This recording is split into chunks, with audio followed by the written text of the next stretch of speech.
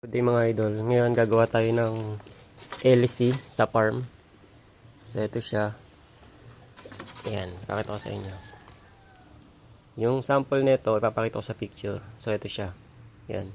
So, gumawa ko styro lang yung ginamit ko para mas magaan. Tapos nagkabit ako ng machine doon.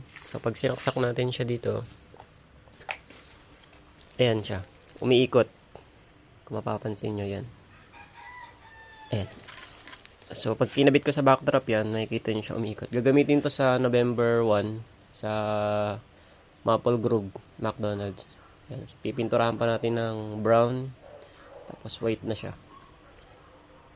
Ayan. Ito yung ginamit kong dinamo. Pakita ko sa inyo. Yan. Yan. Yan. So, magagamit natin siya sa farm. Lagi rin kaming may farm. So, pag ikakabit siya, may mga butas yan doon. Yun yung mga butas. Pwede ako mag-tamtax doon sa may pinaka-backdrop. Pakita ko na lang sa inyo to pagka nasa mismong venue na at naka-setup na.